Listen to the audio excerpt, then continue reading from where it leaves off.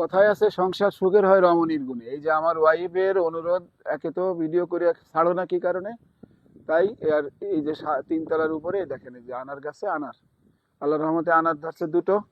2 বছর আগে গাছ লাগাইছিল, যে প্রতিদিন পানি দিয়ে যত্ন। আর এই যে ক্যাকটুস গাছ, তারপরে এখানে ইটালিতে বলে ফ্যাশন ফুড, ফ্যাশন ফুডের গাছও সুন্দরভাবে হয়ে গেছে।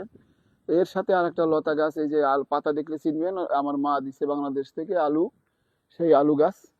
এই আলু গাছের এই যে গুড়া, এটা লাগাইছে। তারপরে আছে হলো এই যে ছোটবেলাতে খেলা করছি, এই যে আগ্রা মাথায় মারছি, এই সেই গাছ নদীর পাড়ে থাকে অনেক সময়, বিলেও ওই যে রাস্তায় আলির পাশ দিয়ে হয়ে থাকে সেই গাছ। তারপরে আছে বৌত শাক না কি বাত শাক বলে, এই দেখেন তার কাজকর্ম। এই সব টবের ভিতরে তিনতলায় অ্যালোভেরা প্রতিদিন সকালে তো 1 গ্লাস পেট পড়ছে, মানে এই দেশে বলে পেট পড়ছে মানে বাধ্যতামূলক খাওয়া লাগবে। আরো প্যাশন ফুটের গাছ অনেকগুলো হয়েছে এখানে ছোট। এরপর মরিচ গাছে যে 12 মাসি মরিচ, ভাই এই যে দেখেন এই ছোট মরিচ, এটা শেষ করা যাবে না, এটা এত ঝাল।